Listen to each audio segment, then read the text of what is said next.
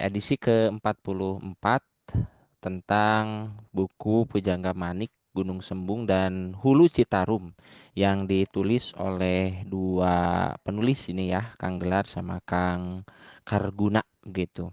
Untuk hari ini kita akan dengarkan paparan dari Kang Gelar mengenai naskah ya, naskah kuno ini Bujangga Manik yang kemarin saya baca gitu ya dan juga mendengarkan YouTube-nya Kang Aditya Gunawan. Aslinya nanti naskah Bujangga Manik masih ada di perpustakaan yang ada di Oxford gitu. Nah, hari ini kita akan pendengarkan bagaimana sih begitu ya. Ini fokusnya adalah ke toponimi, yaitu penamaan di sebuah tempat. Langsung saja, tak berlama-lama kita dengarkan paparan dari Kang Gelar. Mangga di haturan. Bismillahirrahmanirrahim. Assalamualaikum warahmatullahi wabarakatuh. Saya ucapkan pertama kalinya eh, terima kasih banyak atas undangannya kepada Teh Tiwi, juga Kang Arga dan komunitasnya ini apa? Temu buku apa? Temu sejarah, Kang. Oh ya, temu temu sejarah. Terus teman-teman senior-senior di sini ada Kang Rizky, siapa lagi Kang Karguna gitu. eh, dan kawan-kawan yang lainnya peminat sejarah. Izinkan saya menjelaskan mengenai buku ini. Buku ini diberi judul Bujangga Manik, Gunung Sembung, dan Hulu Citarum. Kenapa judulnya Bujangga Manik, Gunung Sembung, dan Hulu Citarum? Eh, jadi saya bukan filolog, tapi mencintai naskah-naskah kuno, membaca gitu. Dan ketika membaca naskah Bujangga Manik, saya terinspirasi di dalamnya ada sebuah keterangan dalam bahasa Sunda kuno, bunyinya kurang lebih begini kalau dibacakan. Fragmennya nanti dicek ya, fragmen keberapa. Beteng bogoh kusakitu, sangges ing milang gunung, salempang ti paninjoan, sacundu ka gunung sembung, eta huluna Citarum. Diinya aing ditapak sambian ngerenan palai. Kalau di Indonesia kan kurang lebih setelah mengagumi semua hal itu, maksudnya melihat pemandangan dari atas puncak puncak gunung namanya Panenjoan di Papandayan ya.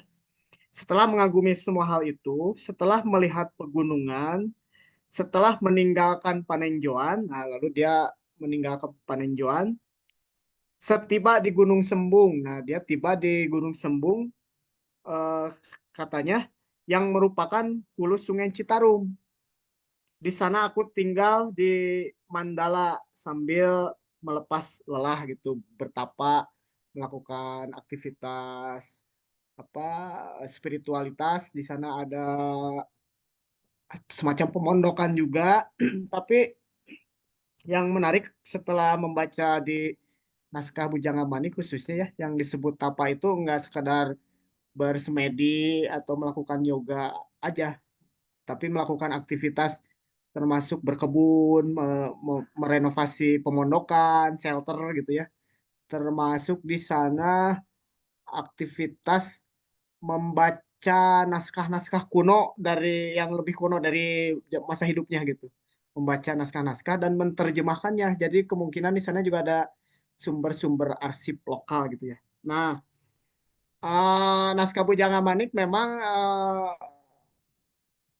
dia bukan masuk pada genre non fiksi ya. Ini masuknya genre fiksi, bukan bukan hard fact sejarah lah, bukan sumber sejarah, tapi di balik struktur cerita yang sifatnya fiksi ini, dia menyimpan data-data antropologi, data-data sosiologi, data-data geografis, data-data kesejarahan yang bisa dimanfaatkan dan merepresentasikan pengetahuan pada zamannya gitu. Nah, dengan asumsi positif seperti itu, di sini sangat mengejutkan karena dikatakan bahwa Gunung Sembung itu hulunya Citarum. Nah, pengetahuan naskah kuno ini berkontradiksi atau berlawanan dengan pendapat umum saat ini yang mengatakan bahwa hulu Sungai Citarum itu berada di Gunung Wayang, di daerah Cisanti, danaunya namanya Cisanti hulunya. Kalau kalau kalau ini di Gunung Sembung.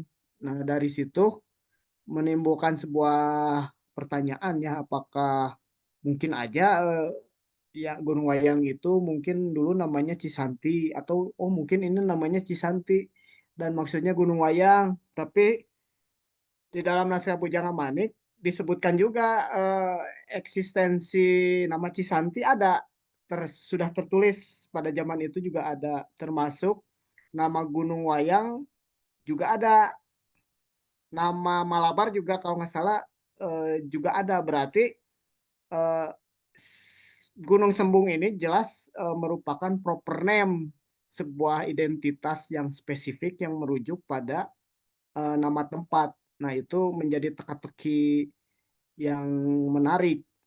Eh, dari naskah Bujang Manik ternyata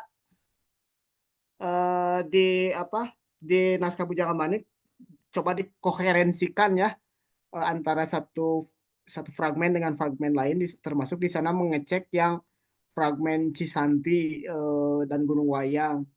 Lalu dari termasuk kan ada peta mental perjalanan yang bisa diikuti ya secara imajinatif alur geografisnya. Nah, lalu disimpulkan bahwa kemungkinan besar Gunung Sembung itu tidak jauh juga sih dari Gunung Wayang dan Gunung Cisanti. Masih satu komplek, tapi presisinya di mana itu eh, memerlukan pemecahan masalah. Nah, dari sana walaupun masih dalam taraf hipotesa, eh, mulai ditulis gitu, ditulis secara bertahap. Kalau dapat data baru, ditulis lagi, dimatangkan. Nah, di tengah jalan, Kang Karguna menanggapi hipotesa saya dan mencoba memberikan alternatif tempat-tempat lain yang dianggap merepresentasikan Gunung Sembung. Nah, melalui dialektika itu, akhirnya diperkuat ternyata oleh data. Tadi kan naskah Perjalanan Manik abad 15 ya. Kita memang belum menemukan transisi naskah di antaranya, tapi eh, tahun 1700 sekian kan kolonial udah mulai masuk tuh. Nah, di pemetaan mereka nama Gunung Sembung itu ternyata memang masih tercatat. Berarti abad 18 ya. Abad 18, abad 19 masih tercatat ada Gunung Sembung di selatan. Jadi kalau disimpulkan berada di antara Gunung Malabar dan Gunung Wayang. Nah, di tengah-tengah itu ada Gunung Sembung. Nah, Gunung Sembung itu mengalami pergeseran nama gitu. Dari Gunung Sembung tiba-tiba melompat jadi Gambung zaman pemetaan yang dilakukan oleh Jung Hun sekitar 1830. Jadi dari 1700 sekian sampai 1830 masih tercatat namanya sebagai Gunung Sembung. Di era Jung Hun mungkin salah penyalinan mungkin ya, dari Sembung berubah jadi Gambung, agak distorsi sedikit secara fonetik. Nah, penyalin setelahnya itu eh, mendetailkan puncak. Puncak itu kan ada kerucut-kerucut yang banyak. Nah, kerucutnya itu semuanya dinamai, tapi pada akhirnya menjadi hilang fokus. Di peta-peta selanjutnya berubah dari Gunung Gambung itu menjadi Gambung Sedatapa, terus menjadi Gambung Sedaningsih. Dan terakhir kalau dilihat di peta Bakus Surtanal ya, sekarang namanya jadi BIG, Badan Informasi Geografis. Nah, tahun 2001 atau 2000 atau 1999 harus dicek lagi. Nah, si gunung tadi bernama Gunung Gambung Sedaningsih gitu.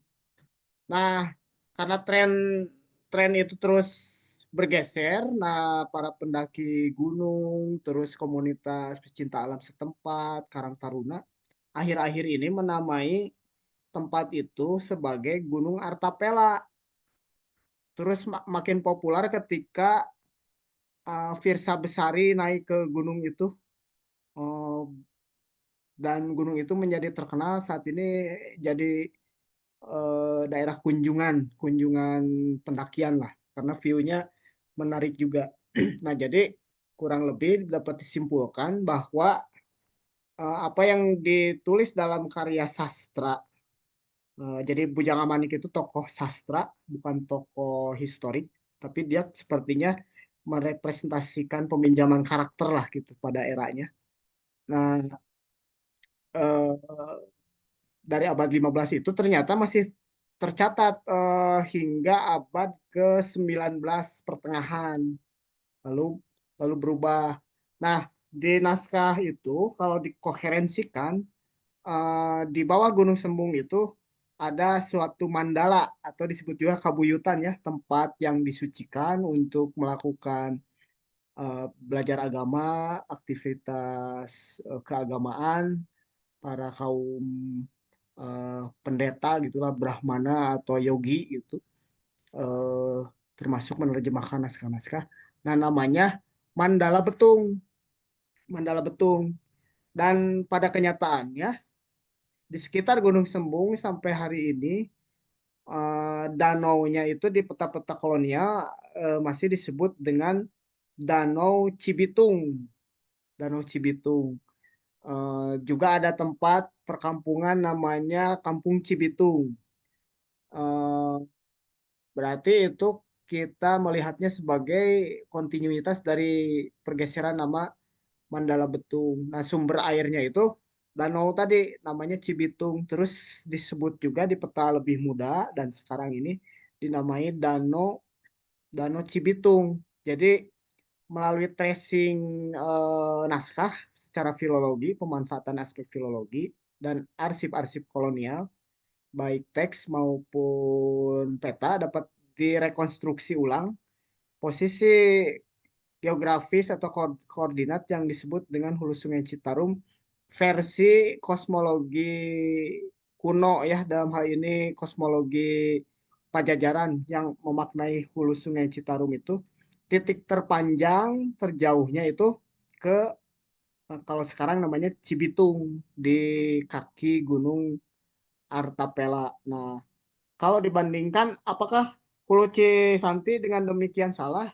Enggak bisa disebut salah juga. Jadi namanya sungai itu kan mata air mengalir, bergabung lagi dengan mata air yang mengalir menjadi sungai kecil bergabung menjadi sungai besar dan sungai besar bergabung menjadi sungai sangat besar. Kalau di dalam bahasa Sunda namanya ada wahangan ya, sungai kecil menjadi walungan. Kalau besar banget disebutnya Bangawan gitu.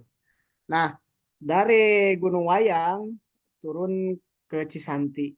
Nah, Cisanti itu mengalir dari Cibitung juga mengalir nanti bersatu jadi sungai. Nah, kalau diambil penalaran memang jarak terjauh misalkan dari Muara ya di Karawang ke hulu Sungai Citarum, apakah Cisanti atau Cibitung, titik terjauh memang pasti di Cibitung, mungkin antara 4 sampai 6 kilometer lagi dari Cisanti. Lalu secara topografi ketinggian dari Cibitung itu memang jauh lebih tinggi dari Cisanti.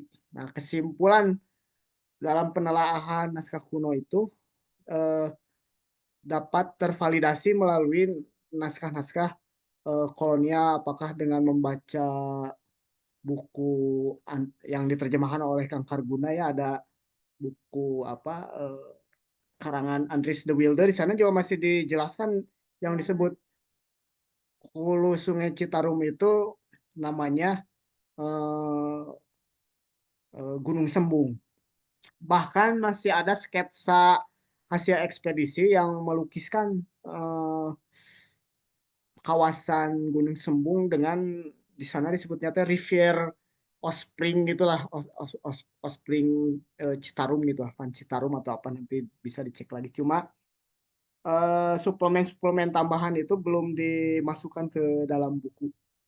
Paling Kang Arga ya, kalau biar lebih visual mungkin boleh minta tolong untuk menampilkan ada handout. Ini seharusnya masuk ke dalam buku, cuma belum melakukan revisi. Ini hasil diskusi, cuma diformulasikan oleh Kang Karguna jadi handout dulu untuk kepentingan pemanduan ke sana yang pengen tahu.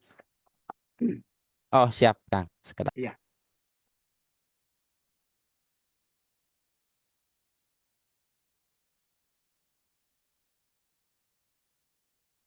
Oh, ada ini. Terima kasih banyak ya, ada Kang ini senior Kang Andar Manik. Ini senior seni rupa ITB angkatan 80-an. Ada juga siapa ini Kang Hegar Cambara dari Koloni Hitam, penggiat performance art. Ya ada Teh Ciereti Isnendes yang jadi editornya juga, dan Jakob Permana dan lain-lain ya. Salam salam Baktos, salam kenal. Sampurasun. Ya. Fiji dari Aceh ya. Fiji ini orang Sunda blasteran, ada Cina Teluk Betung Lampungnya, teman kuliah juga nih. Terima kasih banyak. Mangga lanjut, kita lihat handout.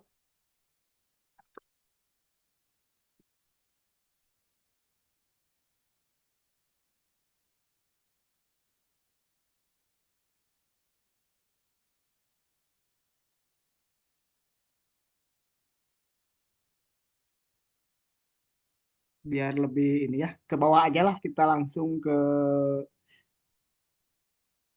eh, atau mau membaca sedikit ini.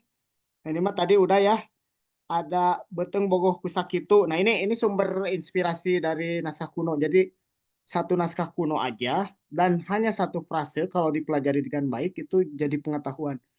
Ini ditranskripsi, ditransliterasi oleh Nurdiun, nanti dilanjutkan oleh Ateu setelah Nurdiun meninggal.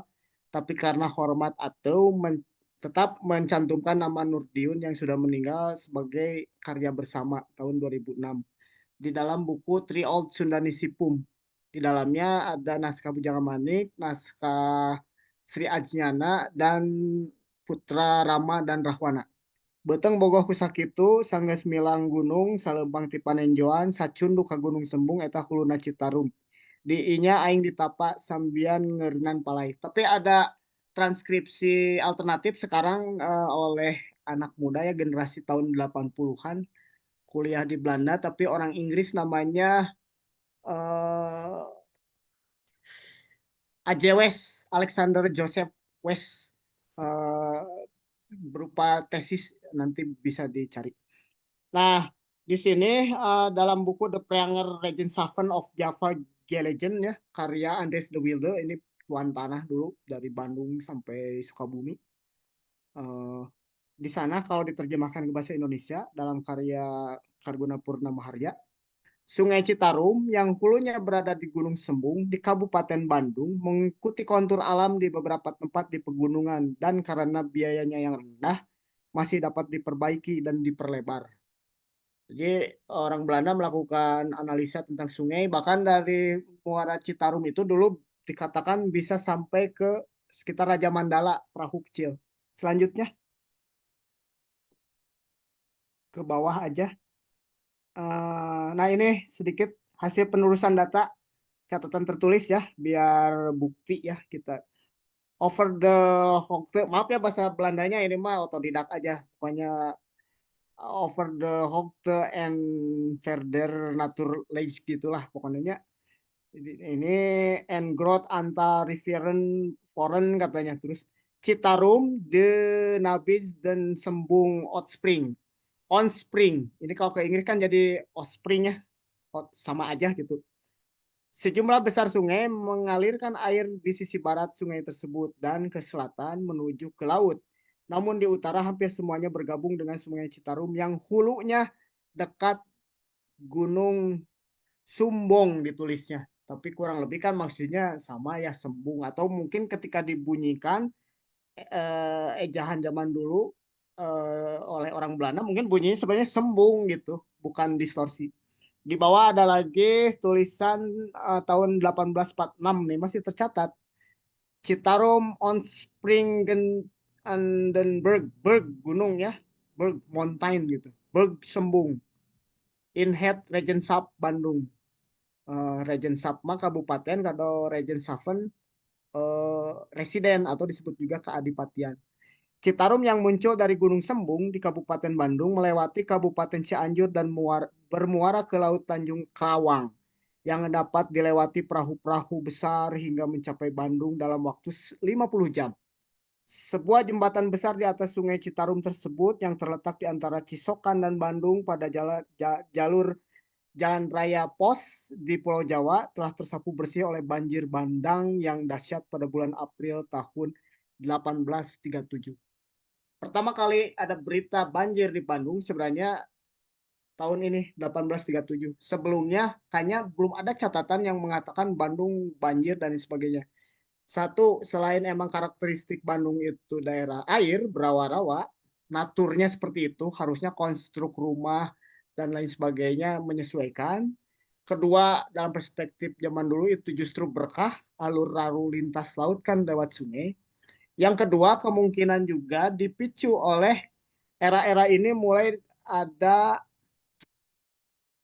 era politik etis, lalu era kultur stelzer, muncul planter-planter. Harus diingat di Bandung Selatan hutan geledegan itu, hutan rimba belantara itu disulap jadi kebun-kebun, kebun teh, kebun kina dan sebagainya. Pasti itu secara tidak langsung selain memiskinkan keanekaragaman hutan juga memicu banjir. Nah, ini pasti ada hubungannya. Selanjutnya, Sembung. Nah, ini tahun 1869. Sembung Burg of Java. Residensi Preanger Regenshaven. Afdeling Bandung and der Toppen van het Westelies Kendangenberg de Citarum named and then Food van den Berg Opsprong with an memoras. Sembung, gunung di Pulau Jawa, di Karesidenan Priangan, Afdeling Bandung, dan puncak-puncaknya berada di sebelah barat pegunungan Kendang. Citarum berasal dari danau di kaki gunung ini. Kendang itu sekarang jadi masih Kendang, jadi di seberang Gunung Malabar, Wayang dan Sembung itu masuknya administrasi Garut itu ada Kendeng. Jadi berseberangan dan ini masih menunjukkan jelas ini Berg Sembung, Gunung Sembung itu Hulu Citarum. Selanjutnya, nah ini bukti, ini petanya bukan begini tapi kita di crop aja supaya bukti bahwa transkripsi Sembung itu ada. Tahun 1720. Kalau Portugis, Inggris, Belanda ya, Belanda dalam pengertian VOC awal-awal itu sahamnya dipegang 7 negara republik kalau saya di Belanda. Nanti di sana ada Bewindeber atau pemegang saham yang milih gubernur jenderal. Jadi gubernur jenderal itu bukan orang segalanya, dia sebenarnya orang yang dibayar untuk mengoperasionalkan pencarian bisnis di sini. Dipilih oleh pemegang saham namanya Bewindeber. Uh, adalah gubernur jenderal jadi direkturnya di sini. Nah, supaya bisa ada kekeliruan dan sebagainya disusupkan namanya Rad van Indi atau Dewan Pengawas Gubernur. Tapi dia juga sekaligus eksekutif kalau zaman itu. Jadi mengawasi gubernur ongkoh tapi sekaligus dalam hal tertentu disuruh oleh gubernur. Jadi residen di Banten, jadi Cirebon gitu si Rad van Indi itu, Dewan Hindia. Nah, itu ditugaskan oleh pemegang saham untuk mendampingi gubernur jenderal. Tadi sini 1720 ini masih zaman VOC, belum VOC berubah, nggak tahu bangkrut atau apa. Pokoknya di Eropa Belanda yang asalnya Seven Republik berubah jadi kerajaan Nederland. Nah, diambil alih Nah, ini masih VOC. 1720 ada peta namanya Kaart van de Priangse London. Nah, di sini ada kata Sembung. Nah, ini sebuah toponimi tempat dan di situ sudah ada pemukiman. Dan dibuktikan lewat naskah Bujangga Manik juga jalan-jalan itu sudah terbangun di Pulau Jawa itu, di Jawa Barat. Baik di pesisir utara, tengah, atau timur. Bahkan ke arah Malabar sekalipun sudah ada jalan. Jadi kemungkinan besar kolonial itu hanya memperlebar, memperkeras jalan-jalan. Jadi jaringan jalan itu sudah terbentuk sebelumnya. Nanti kalau baca berita-berita kesultanan, kopi sudah ditanam, indigo sudah ditanam dan lain sebagainya. Jadi komoditas itu bukan baru ditanam oleh era planter seperti KF Ho, Bosa atau keluarga Kerkhoven dan sebagainya. Enggak. Jadi beberapa komoditas itu sudah ada dan dikomersialisasikan sejak era Hindu, kemudian kontinuitas ke era Kesultanan. Nah, nanti perbedaan itu paling ketika katakanlah post Kolumbian, ketika mereka sudah mencapai Amerika, nah itu mulai overlap barang-barang yang tadinya nggak bisa tumbuh di sini, nggak ada, mulai dari Amerika diintrodusir ke sini. Nah, itu perbedaan selanjutnya. Ini 1724 ada peta juga Der de Bestek de Koning Cirebon lah gitunya, terdapat dalam buku Oud Tua and New, baru Os Hindia Timur karya Francois Valentin. Ini masih jelas disebut ada sambung. Nah, ini resolusinya kurang besar, tahun 1790 ada Sambong. Tahun 1812 A Map of Java, ini pakai bahasa Inggris karena di bawah Thomas Stamford Raffles ya. Ini ditulisnya MT Mount Sumbung. Nah, ini di bawah ada 1817 A Map of the Island of Java, masih Thomas ini karya Thomas Horsfield tapi didasarkan pada peta sebelumnya. Nah, ini seperti peta Arab, arah utaranya bukan jadi patokan tapi arah selatan, makanya agak bingung cara membacanya. Harus imajinasi kreatif otak kanan ya. Nah, ini masih sama ditulis Mount Sumbung. Ke bawah lagi. Ini ada 1821 Kaart de Preanger Regentsaven. Ini bahasa Belanda. Ini ada jelas ditulis B apa Sembong. B itu singkatan dari Berg. Berg gunung. Nah, 1830 ini dalam peta Dehan. Koleksi bukan zaman Dehan tapi di koleksi Dehan ya di Andri Arsip Nasional Republik Indonesia, ini ada tulisan Berg Sembung. Peta 1830 masih koleksi Dehan, ada juga Sembung. 1855 ada namanya Gunung Goenoeng. Nah, ini ejahan Belanda masuk, ditulisnya Gamboeng, berarti bacanya Gambung. Jadi mulai ada distorsi atau dalam bahasa Sundanya sedikit caliwera. Ada kecaliweraan transkripsi dari Sembung menjadi Gambung. Nah, ini kemungkinan peta yang dibuat oleh Jung Hoon, ya benar. Kaart van Het Eiland van Kaart itu peta ya, karto ke Greeknya. Kaart van Het Island Java oleh Jung Hoon. Ini Gunung Gambung. 1857 namanya Baron Peter Melville van Cairnby. Nah, ini mengikuti transkripsi Jung Hoon tanpa cross check peta sebelumnya, menamai juga. Oh enggak, balik lagi ke Sambung, berarti dia punya sanad atau tracing informasi selain dari Jung Hoon. Terus 1893 dalam buku Res Preanger ya, dikeluarkan oleh topografis Inrichting Batavia. Ini kerucut-kerucutnya itu kan agak unik itu, Gunung Sembung itu enggak stratovolcano yang seperti asepan atau kerucut gitu. Jadi kerucutnya itu banyak kalau naik ke puncak, sangat membingungkan. Nah, ini di peta 1893 setiap puncaknya itu dinamai masing-masing. Ada Gambung, ada Halimun, ada Sedatapa, dan ada eh, Sedatapa lagi yang tertingginya. Ada Munding, ada Munding. Nah, selanjutnya 1893 Kang Arga nomor 12 ke bawah.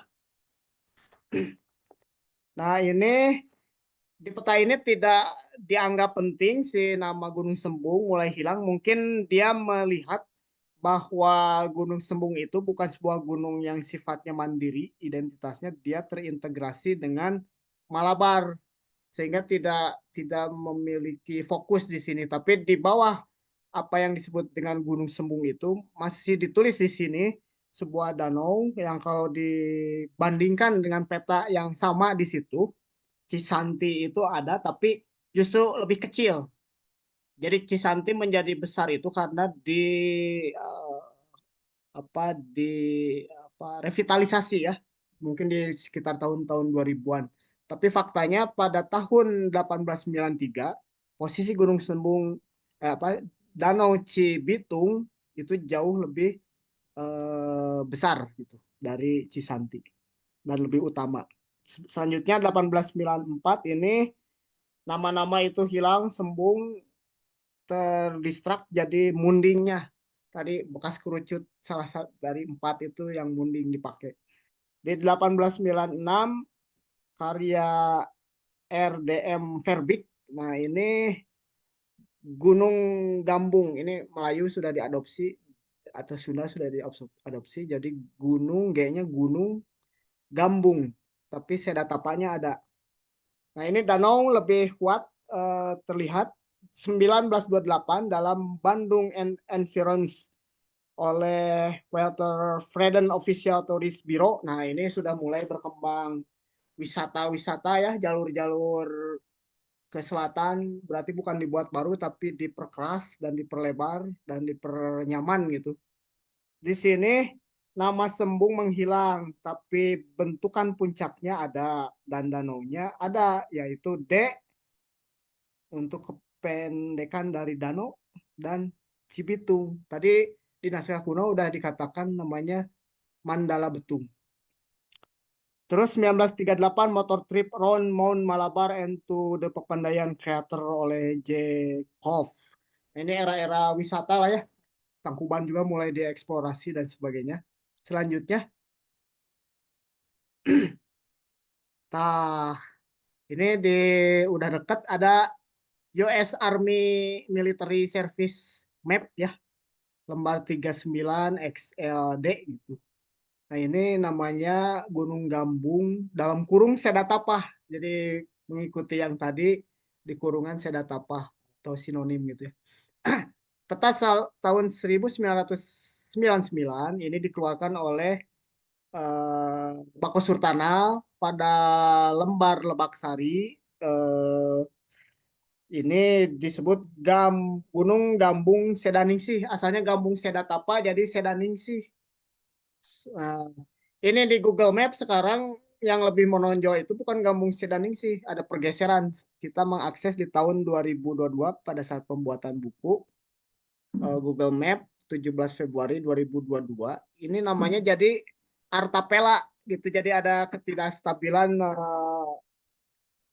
penamaan. Nah, masalah penamaan ini ya melalui metode tracing ya atau bahasa Arabnya mas sanad, mencari aspek kronologi dari saat ini ke masa lalu secara kronologis dapat diketahui bahwa yang sekarang namanya Artapela, yang kemudian Gunung Gambung Sedaningsih, Gambung Sedatapa itu pada titik paling tuanya dalam aspek kosmologi naskah Bujangga Manik namanya adalah Gunung Sembung, dan naskah Bujanga Manik dengan kegiatan validasi ini terbukti memiliki keterangan yang sifatnya valid gitu. Itu dulu paling yang bisa diberitakan, dan buku ini menyusun argumentasi bahwa Gunung Sembung itu benar Hulu Citarum berdasarkan aspek kosmologi Sunda kuno, berdasarkan naskah Bujangga Manik, dan setidaknya bisa dikonfrontir juga dengan naskah Sri Ajnana. Di sana ditulis teh, naskah ini intinya mah ditulis di Mandala Betung katanya ya. Tadi kan Mandala Betung udah tahu ya, danau di bawah Gunung Sembung. Pamaringinan Cisanti. Sekarang mungkin di bahasa Jawa atau bahasa Cirebonan mungkin masih ada maring atau murang maring, mungkin ke bahasa Sunda ya, atau Melayu mungkin maring kemaring atau maring kemaring. Intinya kemungkinan Mandala Betung Pamaringinan Cisanti.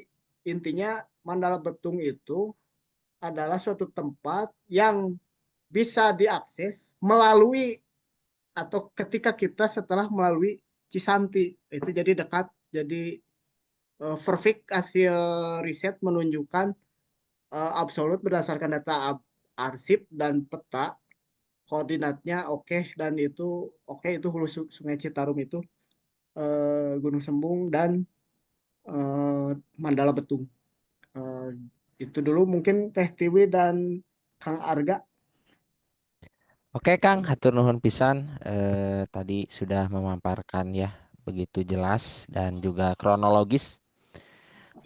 Sebelum diskusi, saya pengen bertanya Kang. Nah, pertanyaannya adalah apakah Gambung saja atau Gunung Gambung kemudian berubah jadi Gunung Artapela saja yang berubah? Apakah ada perubahan-perubahan di toponimi atau daerah-daerah lain Kang? Daerah lain ya ada, jangan yang jauh aja lah sekarang mah ya, jangan terlalu melompat yang terlalu jauh gitu, kita melompat ke yang pendek aja. Kang Arga kan orang Bandung ya, atau bukan? Iya Kang, leres. Betul. Beras, tadi di Bandung Utara Saya di daerah Parongpong ya, ada air terjun namanya Curug, Cai Urug ya, Curug. Kan mun Inggris mah imajinasi linguistik teh waterfall, air yang jatuh lah kalau letterlek mungkin ya. Ini mah curug, Cai Urug, air yang semacam amrol gitu ya, murudul gitu tah. Nah, curugnya itu namanya Curug Cimahi, dan sungainya namanya Sungai Cimahi. Dan walaupun sekarang masuk administrasi Parongpong, mungkin dulunya Cimahi teh lega, dan kota di bawah yang dilalui oleh sungai itu namanya Cimahi. Setelah curug setelah curug Cimahi teh masih ada curug Lalai. Oh, bagus juga itu, jarang tereksplor. Di atas curug Cimahi itu ada curug Bubruk, curug Layung, curug Tiluluwi Opat lah sekarang kayak gitu ya. Ke atasnya situ Lembang. Nah, curug Cimahi itu sekarang demi popularitas gitulah, biar biar mungkin masuk ke Gen Z nggak tahu apa ya, saya kurang ngerti lah. Namanya jadi air terjun Pelangi. Curugnya dirubah jadi air terjun biar Melayu gitu, biar Indonesia. Dan Curug Cimahi itu berubah jadi Curug Pelangi kalau nggak salah. Tah, hal-hal seperti itu berarti fakta ada pergeseran baik yang disengaja maupun nggak disengaja. Kalau tadi sih Junghun kelihatannya nggak sengaja, dia salah mentranskripsi dari Sembung jadi Gambung. Cuma nanti Gambung kan membingungkan, ada tempat juga di Ciwidey. Nah, maksudnya mungkin secara perubahan nama sih absah-absah aja ya, silahkan aja. Cuma dalam hal-hal tertentu ada kerugian ketika sembarangan merubah nama itu, yaitu aspek pengetahuan, aspek sejarah, aspek identitas. Identitas itu ya siap-siap hilang. kayak Gunung Sembung hilang, Danau Betung hilang, tidak dikenal. Maksudnya ada gitu, ada Gunung Sembung itu ada, tapi tidak diketahui gitu. Eh, kan sama aja percuma gitu. Berarti si si identitas soal Citarum juga ya hilang. Kasus lainnya eh, ada Pak Haji Dedi ya, di kita ada di Yayasan Buana Farman Semesta di Tasik, naroskeun gitu. Ari tangka tarum teh nu kumaha ku abdi di tarum teh nila ya bahasa lainnya teh. Disebut juga indigo bahasa Inggrisnya. Yang seperti ini gitu, yang tarum ada dikasihnya climbing indigo atau broadleaf indigo, daunnya lebar gitu. Eh, yang seperti skill. Tah, kata Pak Haji Dedi teh, ini mah di Tasik juga banyak cina yang kayak gini mah, tumbuh liar gitu. Eh, bahkan nama tempatnya namanya Sena Kampung Citarum Arei. Nah, ada ada itu ya karena ada pengetahuan gitu kan, tanpa adanya menjadi menjadi semuanya diketahui lagi karena ada pengetahuan. Nah, nama itu alamat, nama itu identitas gitu. Kalau nama hilang, ya alamatnya hilang, pengetahuannya hilang seperti itu. Jadi pergeseran nama itu memang ada teorinya, mungkin nanti taruh ke Karguna. Kalau teori barat siapalah gitu, orang Prancis, bahwa aspek penamaan itu memang bahasa itu ada pergeseran-pergeseran, ketidakstabilan, tapi eh, hal-hal tertentu kita memang perlu bersikap konservatif atau ortodok, mempertahankan hal-hal yang sifatnya penting untuk tetap dijaga. Misalkan yang nggak berubah aja pengetahuan bisa hilang. Sekarang Cikapundung, emang tahu Kapundung artinya apa? Nah, kalau dikaji, Kapundung itu bukan bukan pundung apa ya, bukan belikan atau pundung apa ya, Indonesianya bingung. Eh, Kapundung itu justru nama pohon dan buah, eh, beda warna, beda nama. Jadi ada Kapundung itu sama dengan menteng kalau Melayunya gitu. Tapi bahasa Sunda juga digunakan, ada menteng, ada kapundung, ada bencoy. Nah, itu kayaknya cuma warnanya agak beda. Nah, gitu mungkin Kang Arga lah terkait nama teh ada pergeseran, dan di tempat lain juga ada pergeseran sangat banyak. Oke, mantap sekali Iya. penjelasannya. Kang Kang Karguna mau menambahkan sebelum dibuka pertanyaan atau lagi di jalan ya kayaknya, Di jalan Kang mau Karguna? ngambil rapot untuk anaknya Iya, maksudnya. belum 5 menit lagi. Ini Oh, menambahkan aja kalau yang tadi itu bukan teori tapi fenomena. Jadi setiap benda asalnya dari bahasa, dari sebuah kata, tapi jadi bisa ke segala macam, dan segala macam itu mengalami fenomena. Namanya itu fenomena dekonstruksi, artinya ketidakstabilan makna, seperti itu. Nama tokonya Jacques Derrida. Itu Oh aja, ya, saya dari mau print dulu ya. Pak Derrida Assalamualaikum. ya. Nuhun nuhun. ya, turun Kang Karguna ya. Iya. Jadi ini seperti albumnya Noah ya Kang ya. Sebuah nama, Mhm. sebuah cerita. Iya. Di sebuah nama itu ada ceritanya, ada ilmu pengetahuannya. Iya. Mangga yang lain, teman-teman semuanya bisa acungkan tangan atau di chat kolom komentar ya. Ini kolom komentarnya malah air terjun Pelangi biar payu banyak yang botram. Ini Kang Denny Ramdhani. Materi yang menarik Kang, cina gitu. Oh, Kang Denny ini anak seni rupa UPI angkatan 2003. Wah, mantap. Mana yang lainnya mangga, ada Kang Andar, Kang Kang Andar. Antoni, Kang Ari ya, Kang Artaki.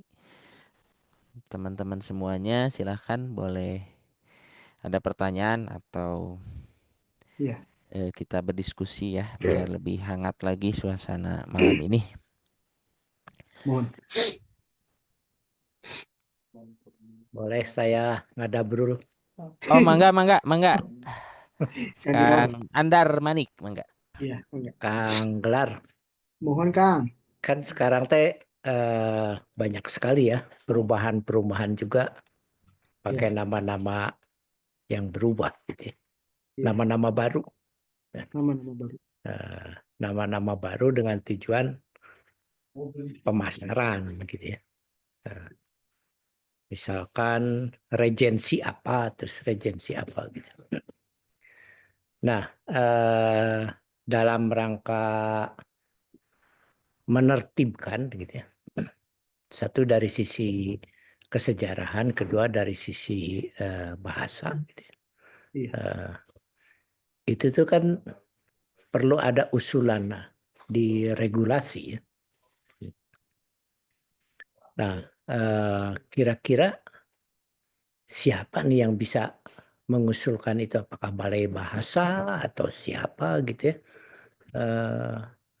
Ujuk-ujuk misalkan di sini pasir muncang karena dulu banyak pohon muncang gitu ya. Iya. Berubah menjadi PPR ITB gitu ya. Oh gitu. Di Parongpong juga jadi pasir kemiri. Oh, Pasir muncang Kang berubah di sini di Parongpong jadi pasir kemiri. ya masih deketnya Kemiri jeung Muncang. Kalau Iya. dari di sini Pasir Muncang jadi kompleks PPR ITB gitu. Kan tebih pisan ya. Terus di depan yang kita ngobrol di bawah di masjid Mohon. di situ Situ Hiang gitu ya. Situ Hiang nyambung dengan eh, yang di atasnya gitu. Di bagian atas ada Pancuran 7 gitu. Mohon. Di daerah Buniwangi gitu ya. Mohon. Ada juga di situ situs gitu ya. Jadi Nyara Rambung sebetulnya kalau dulu dan sekarang tuh Iya. dengan proses migrasi dan orang ada membuat pemukiman baru, maka terjadi perubahan-perubahan nama yang tidak nyambung lagi dengan misalkan eh, kondisi atau kesejarahan sebelumnya. Tapi Iya. juga kita bisa melihat bahwa misalkan ada realitas baru gitu ya, si masyarakat baru migrasi dari berbagai macam wilayah di Indonesia memang nyambung gitu. Hadir sebagai penduduk yang tidak berhubungan dengan tanahnya gitu ya. Tidak Mohon. berhubungan dengan lingkungannya. Iya. Jadi hanya rumah dan kantor gitu ya. Mohon. Dan wilayah-wilayah perdagangan gitu ya. Untuk membeli kebutuhan konsumsi. Bahkan bukan di pasar-pasar tradisional. Tapi ke mall atau ke Super Indo atau ke super mall kayak gitu. Nah, ini kan realitas baru ya. Iya. Realitas baru. Satu tadi mengenai regulasi yang mungkin apakah perlu gitu diatur oleh pemerintah. Kedua, melihat fenomena ini menurut Kang Gelar kumaha gitu. Mohon. Siap Kang. Walar ayeuna nya Kang. Iya, terus langsung atuh. Oh, mohon. Eh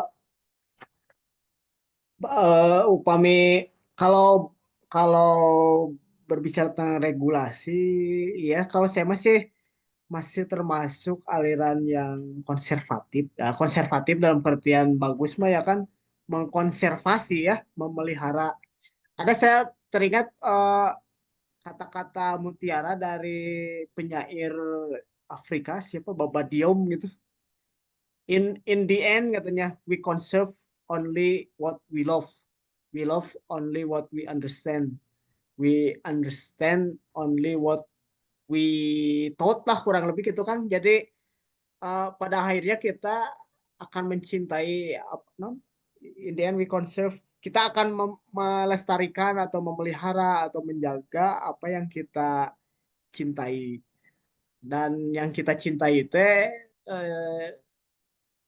adalah sesuatu nggak akan kita cinta kalau kita nggak mengerti gitu. Dan sesuatu yang kita mengerti itu adalah pada akhirnya sesuatu yang pernah kita diajarkan sebelumnya mungkin oleh orang tua, oleh guru, oleh lingkungan gitu.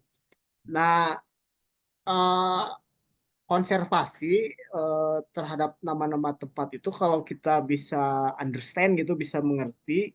Nah, itu tadi menyimpan banyak ilmu, banyak pengetahuan, banyak sejarah, banyak riwayat. Jadi kalau saya termasuk aliran yang love lah, yang love untuk dikonservasi sehingga regulasi itu penting untuk dilakukan. Eh, Nah, kalau masalah akses mungkin saya kurang begitu mengerti dan kurang punya power gitu. Kang Andar, bagaimana ini kalau kita memberikan usulan supaya pemerintah memperhatikan hal ini? Cuma kalau misalkan ikut merumuskan bahwa hal ini penting, mungkin bisa membantu, tapi menyalurkan rekomendasi itu kemana kita nggak tahu. Tapi setidaknya kalau saya dari wilayah toponimi kan ini di ilmu linguistik itu ada concern atau perhatian namanya eh, onomastika kalau nggak salah. Onomastika itu ilmu atau kajian lah, kajian tentang nama-nama. Cabangnya itu nanti belah jadi dua, satu antroponimi. Kan kalau zaman dulu mah kalau namanya seperti itu kita bisa jelas tahu itu etniknya apa, agamanya apa, dan lain sebagainya. Sifatnya eksklusif gitu. Kalau sekarang kan sudah bocor ya, nama orang Sunda bisa jadi apa, nama orang mana jadi apa, agak sulit. Tapi kalau dulu ada kajian antroponimi antroponimi nama-nama di balik sejarah nama-nama orang lah, di balik orang gitu ada maknanya. Yang kedua adalah toponimi, sejarah atau asal usul nama tempat. Nah, ini di bawah linguistik sebenarnya, tapi geografi, sejarah punya kepentingan sehingga dipinjam logikanya. Nah, dalam melihat nama tempat dalam skup Jawa Barat aja, kalau saya melihatnya ada dua layer bahasa yang harus diperhatikan. Yang satu, layer bahasa yang didasarkan pada Sanskrit, nanti turun ke Kawi mungkin atau ke Sunda kuno. Yang satu mungkin dari layer bahasa yang sebelum Sanskrit datang gitu. Katakanlah kalau teoritikus mah Austronesia. Nah, ini yang Sunda, benar-benar bahasa Sunda sebelum eh, kecampuran bahasa Indo-Arya tadi. Kalau misalkan nama-nama kota seperti Purwakarta, terus apalagi ya, Taruma, Purwokerto, Kartasuro, dan lain sebagainya itu udah main di layer linguistik Sanskrit. Untuk mengartikannya kita mungkin pakai Sanskrit. Tapi kelihatannya mungkin nggak ada, belum ada yang melakukan pemilahan mana sih yang Austronesia asli, mana yang Sanskrit. Tapi kayaknya kalau nama-nama yang berhubungan dengan nama tumbuhan, nama hewan, sebagian masih bisa terdeteksi menurut saya itu linguistik sebelum layer Sanskrit masuk. Nah, dua-duanya menurut saya harus dikonservasi. Ada Cikapundung, Citapen, Cinangka, apa. Bahkan punya imajinasi kalau nama-nama tempat itu sebaiknya yang berhubungan dengan tumbuhan harus ada landmark lagi yang bisa dijadikan penciri di setiap tempat, supaya jadi unsur edukasi. Eh, Bintaro, sok siapa yang masih ingat tahu apa sih pohon bintaro, terus pohon kapundung, pohon tarum, pohon apa, banyak itu kan, belum hewan dan sebagainya. Kekayaan pengetahuan dan benda-benda itu terekam dalam salah satunya dalam nama tempat. Kalau kita mengaku kaya kan kaya itu harus dibuktikan.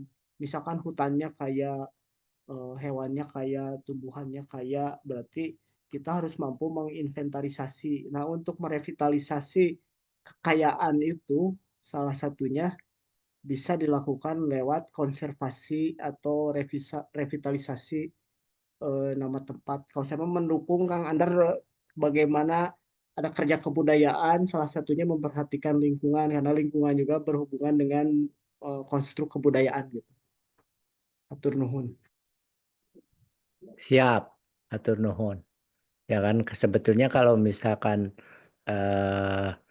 di dalam pendekatannya kalau melalui kebudayaan kan yang dari 10 OPK aja gitu ya, itu masuk ke pengetahuan tradisional, bahasa dan lain sebagainya gitu. Iya. Nah, jadi si pencatatan asal usul teh menjadi penting ya, apalagi di dalam penyusunan nanti ketahuan gitu. Oh, ini teh asalnya dari sini. Tujuannya seperti ini, spiritnya seperti apa gitu kan semacam itu. Terus kalau misalkan berhubungan dengan pohon-pohonan biasanya berhubungan langsung juga dengan kefungsiannya gitu ya, seperti tarum untuk Nuhun. pewarna, ini untuk kayak semacam gitulah. Nuhun. Gitu, hatur nuhun Kang Gelar. Sawangsulna. Kang Arga di naskah Jangan Manik itu Yap. baru satu fragmen yang kita coba talungtik ya, atau bahasa Arabnya matalaah, Hmm. mutolaah gitu. Coba bayangkan ada frase lain misalkan nyuar nelem nyang kuduan. Nyuar nelem nyang kuduan. Eh, Nelem itu kemungkinan dari kata nilem, nila tadi ya, tarum, membirukan. Ini konteksnya di naskah sedang mengolah sebuah pewarnaan kain. Nyuar nelem yang kuduan. Nelem ketahuan tuh nelem nilem. Jadi mungkin ada pergeseran fonetik dan pemaknaan. Sekarang nelem titelem itu tenggelam gitu. Memang ada asosiasi ketenggelaman, tapi pada waktu itu menenggelamkan kain pada larutan pewarna dari nila. Kalau Melayunya karena nila setitik rusak susu sebelanga, karena hebatnya gitulah. Yang satu nyangkuduan, berarti dari cangkudu. Nah, ada kesebangunan konseptual, yang satu cangkudu, yang satu nila. Pasti ini sebangun, satu konstruk gitu. Cangkudu itu mengkudu untuk mewarnai warna uh, merah lah gitu. Nyuar kemungkinan pasti ini kuning, walaupun saya belum pasti nyuar teh apa, apakah tina tangkal juar, apakah kalau saya cenderung mungkin nyiur mungkin, tapi nyiur dalam hal ini bukan kelapa tapi mungkin pinang. Jadi ada warna primer yang dipergunakan, merah, kuning sama biru. Kalau warna dioplos-oplos itu bisa menghasilkan banyak warna. Itu tentang warna, tentang fashion, tentang apa di sana sangat dahsyat sekali gitulah. Nah, termasuk tadi berhubungan dengan konservasi tempat gitu. Oke, sangat luar biasa sekali ya, Kang Gelar sama teman-teman. Masih ada waktu 30 menitan lagi ya, Kang Gelar. Mangga. Sampai setengah 10 kita. Ya, teman-teman, apabila ada pertanyaan, ini ada pertanyaan dari chat komentar ya, Kang Gelar, dari Kang Hegar Krisna Cambara katanya. Kang, upami literatur dibuat penulis Belanda, tentu saja dalam ini berkaitan dengan topik buku ini. Apa mutlak data tersebut bersifat fakta? Terlepas dari keterbatasan perangkat yang ada, tentu saja sangat mungkin akurasi pencitraan baik deskripsi maupun ilustrasi sedikit banyak terkontaminasi oleh imajinasi si peramu karya tersebut. Ya. Literatur tersebut pasti ada bandingannya atau komparasi, misalnya terkait literatur botani, geografi, sosiologi, dan antropologi. Nah, ini menjadi menarik karena Kang Gelar mampu meramu secara intertekstual yang nyaris komprehensif, bahkan lebih mutakhir dari kajian lain sejenis ini. Salut Kang, saunate. Mangga Kang komentar. Nah. Jadi kalau kita melakukan pembabakan sejarah ya secara sederhana kan ada pra Hindu Buddha, tapi secara literatur kan kita nggak punya akses, makanya itu masuk di wilayah ilmu mungkin antropologi atau folklore atau apa gitu. Setelah itu Hmm. masuk kan era Hindu-Buddha, dicirikan dengan mulai bisa menulis ya. Zaman sejarah itu dibuka di zaman Hindu karena menulis menggunakan bahasa Sanskerta, huruf Pallava. Hmm. Pallava itu induk induk aksaranya nanti bisa di tracing namanya Brahmi. Brahmi itu diturunkan dari Kharosti. Kharosti itu diturunkan eh dari Brahmi. Brahmi dengan Kharosti itu sepupuan, yang satu di utara, satu di selatan. Brahmi dan Kharosti itu diturunkan dari aksara Aram lah kayak gitu. Hmm. Sangat menarik. Bahkan di India aksara paling tua kan kita berarti pertengahan abad 5 Masehi ya, India itu realnya, ini kalau bicara real berdasarkan bukti tertulis, mereka baru mulai di abad 3 sebelum Masehi dari inskripsi-inskripsi yang dihasilkan oleh Asoka Vardhana. Eh, ada 33 inskripsi tersebar luas di India kuno. Jadi India kuno itu bukan India sekarang aja, termasuk Pakistan, Afghanistan, Nepal gitu ya, Bangladesh. Dan justru jantungnya itu justru mendekati dari India sekarang ke arah perbatasan Bangladesh Afghanistan dan Pakistan.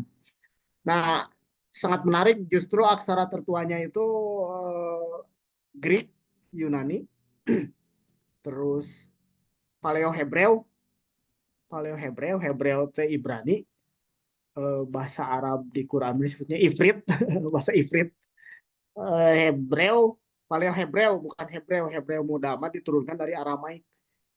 Paleo Hebreu, Greek, dan dua lagi adalah Kharosti dan Brahmi.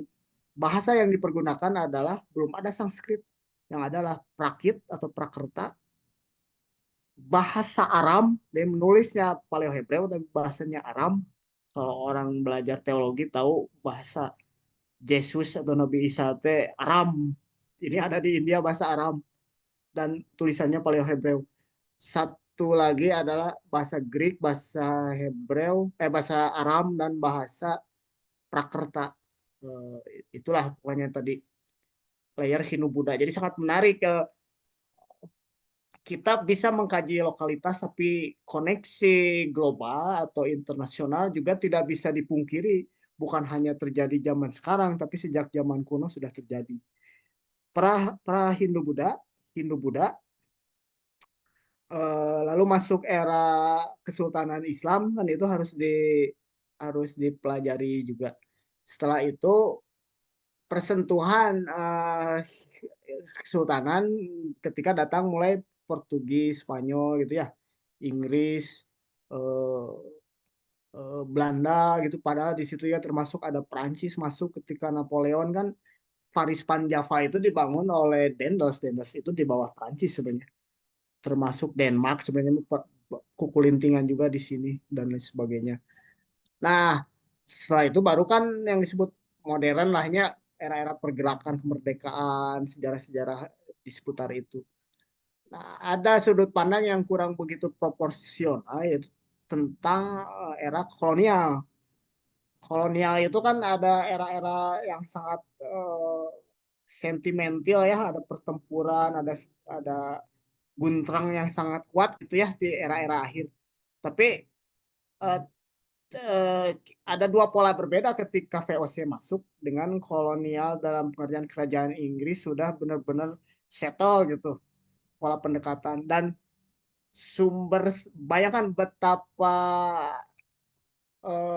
bermasalahnya kita kalau tidak mau mengakses arsip-arsip era kolonial ini.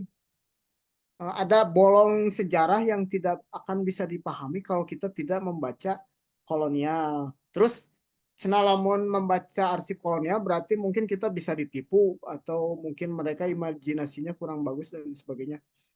Nah, ada dua pendekatan tadi berbeda. Saya melihat ketika VOC masuk, tujuannya cuma dagang, terus memang pada akhirnya mereka punya hegemoni kuat, mampu menekan kesultanan dan sebagainya.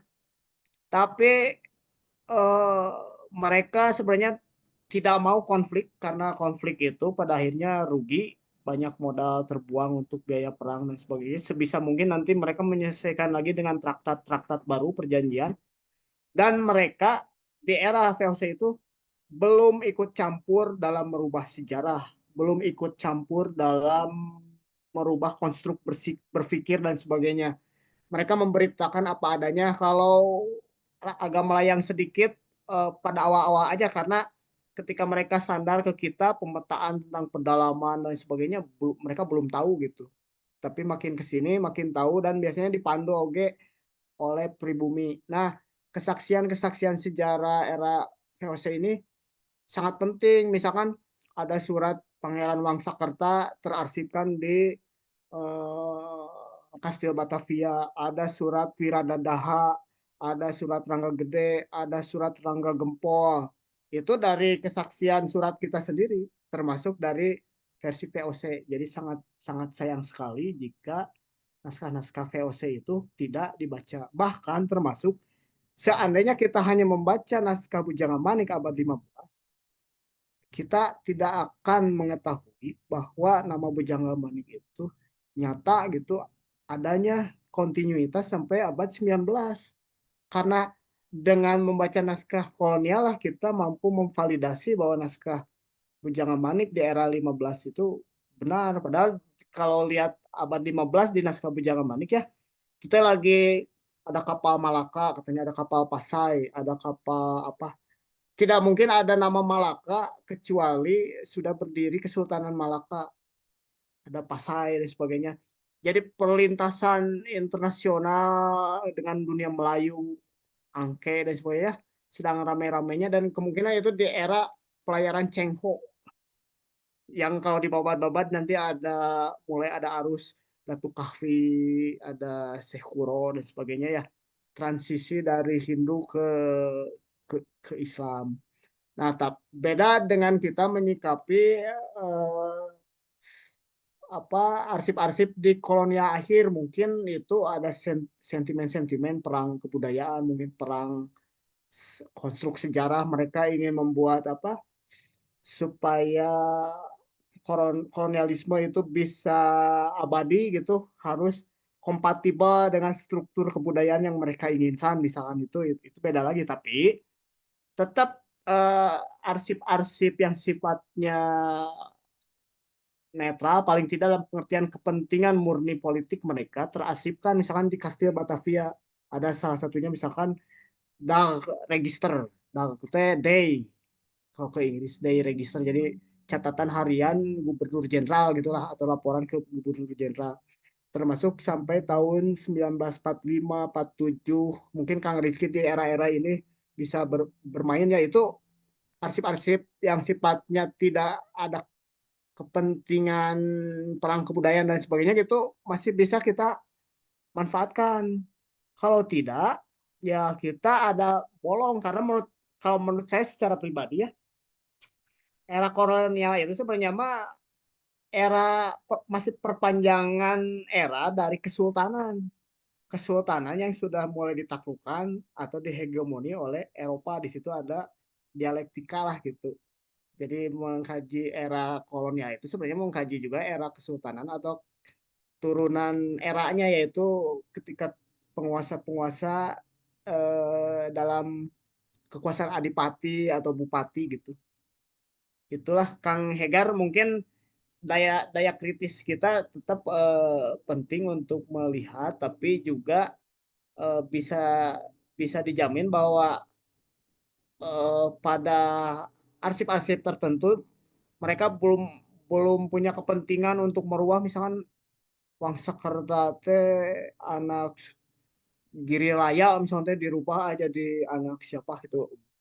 Belum mereka hanya berpikir tentang bagaimana kita membawa indigo, membawa kopi, membawa timah, membawa cengkeh, pala, dan bisa dijual di Eropa dengan harga berlipat-lipat, dan mereka harus melakukan kerjasama yang baik kepada para penguasa lokal. Bahkan misalkan laporan dari Sah Bandar Batavia tentang Cirebon, mereka sebelum menulis tentang berapa tarum cat biru yang diperoleh dari pangeran ini menulis komprehensif Pangeran Gebang teh anak ini keturunan ini ini terus di Cirebon teh terbagi 3 ada Kasepuhan, Kanoman, ada Keadipatian ya, Wangsakerta dan sebagainya.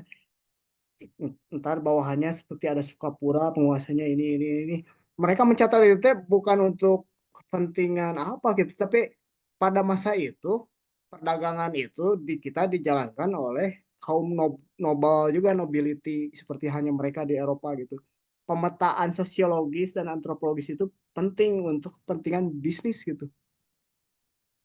Gitu mungkin beda kasus zaman era ya udah era KFO gitu ya, mereka mulai merubah gimana caranya pribumi berubah aksaranya dari Arab, Pegon, Jawi, Arab murni atau huruf Jawa masih digunakan juga kan, supaya jadi Latin misalkan gitu. Lalu terjadi sensus, angka melek huruf di Hindia Belanda sangat tinggi misalnya kayak gitu, buta hurufnya ya buta huruf terhadap huruf Latin gitu maksudnya. Nah itu mah dia era akhir gitu. Nuhun. Oke, mantap sekali ya, luar biasa. Kang Gelar sudah menjelaskan ini konstruk seorang sejarawan murni ini mah ya. Sama seguru seilmu saya juga di SPI Kang. Sekarang Ya. lagi S2 juga. Mudah-mudahan Oh. nanti bisa ketemu di Pasca Kang. Kurang ngobrol, di ngopi. Nu sanesna yang lainnya boleh berdiskusi, ada 15 menit. Kita manfaatkan waktunya untuk berdiskusi mengenai ini ya yang sudah dipaparkan oleh Kang Gelar. Enggak, ada penulis juga ya yang kemarin Kamis kemarin sudah mengisi ini Kang Rizky Wiryawan. Ada ini, Siap. Saya Mangga. mati dulu aja. Ngikut aja ngikut dulu.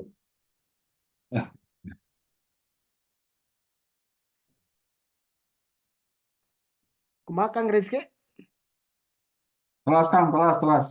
Oh teras, nah teras. Ya. Kang Rizky teh komunitas dulu mah yang saya tahu komunitas alit, dia militan membangun komunitas jalan-jalan heritage tempat-tempat bersejarah gitu, dan belum belum berupa format IO yang komersil gitu, iuran ala kadarnya ketemu di mana jadilah gitu ini alit. Ya, siap. Besok jalan. Ya, Mohon. kan, sampai ke Ioma. Sibuk ke ke KGL. Ya mohon. Ini ada pertarusan tuh di Ya, teks. betul. Dari Kang Rian Roy Ibayana bertanya, apakah Kang Gelar dan kawan-kawan sempat survei ke warga dekat Artapela tentang Gunung Sembung ini? Apakah mereka pernah mendengar tentang Gunung Sumbung ini? Gitu. Ya, Mangga. mohon. Tadi Kang Hegar Krisna Cambara teh atas temennya Denny atau Akai ya. Ini mah dari koloni hitam, nah orang-orang seni performance art lah yang tapi suka bikin puisi juga. Untuk Kang Hegar juga ada tambahan tadi, Kang Misel pernah mengunduh sebuah buku ya, buku riset Belanda berisi tentang kekayaan flora hutan di Jawa Barat. Eh, Nah, kekayaannya itu tercatat dalam dokumen Belanda. Kalau kita bandingkan dengan hutan sekarang, ya kalau herenya mah ya, kita masuk ke hutan, pohonnya udah sama semua, ya, pinus semua atau suren semua, atau di dalamnya teh udah nggak ada kelinci, nggak ada kancil, nggak ada bahkan harimau, nggak ada. Artinya hutan itu udah miskin sebenarnya, mengalami pemiskinan termasuk hutan gitu. Kita menganggap kita masih kaya, padahal hutan aja udah keanekaragaman hayatinya itu udah hilang. Kalau kita ingin merevitalisasi lagi komposisi hutan, itu harus baca arsip Belanda isi hutannya apa aja. Sekarang kegiatan penghijauan pasti terpaku ke perhutani, di mana pohon-pohonnya itu pasti udah terpilih itu aja karena orientasinya hutan produksi. Eh, itu Kang Hegar mungkin tambahannya kita artinya kita bisa terus menjaga daya kritis terhadap berita dari kolonial, tapi juga kita bisa memanfaatkan aspek data objektif yang dilakukan oleh mereka. Yang kedua, apakah pernah survei ke warga dekat Archipela? Ya, kita melakukan studi, apalah bahasa kerennya mah ya, eh, pure research ya, riset murni atau basic basic research, tapi juga setelah konstruk atau grand design riset kita tergambar secara hipotetik, kita juga melakukan verifikasi ke lapangan. Bahkan kita pernah melakukan kesalahan. Nah, ini riset kesalahan teh biasa gitu. Kalau salah itu nggak apa-apa, yang penting minta maaf gitu. Nah, kita melihat kalau Gunung Sembungnya udah positif, kita udah menemukan, tapi kita melihat danau itu bukan di tempat yang sekarang sudah yakin itu Cibitung. Dulu kita melihat ukuran danau itu sangat spektakuler, besar banget, dan posisinya di lereng yang berseberangan dari apa yang sekarang Cibitung gitu. Tapi pas disurvei, nah ada si kontur tanah, kontur sungai, bentuk lembahannya nggak menyokong hipotesa itu. Kan anggaplah abad 15, sekarang abad berapa? 21 ya, paling 600 tahun itu perubahan bentang lahan itu secara geologi nggak akan terlalu signifikan gitu, kecuali ada bangunan apa-apa gitu.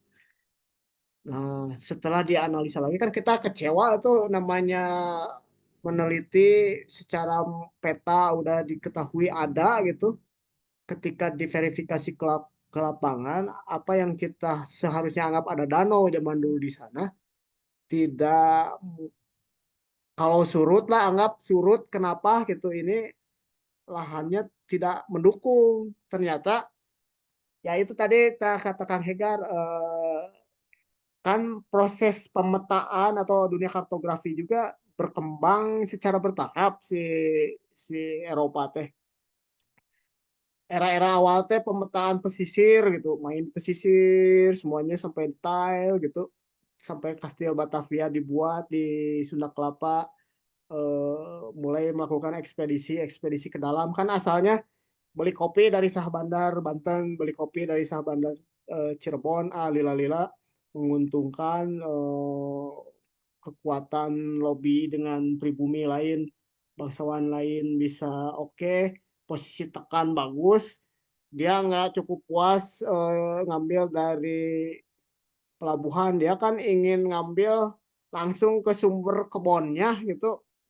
Lalulah mereka tahu, oh kebonnya ternyata namanya eh, tahun mereka menyebutnya Bovenlanden Jakarta gitu, Jakarta. Jadi tanah dataran tinggi Jakarta, maksudnya pedalaman gitu.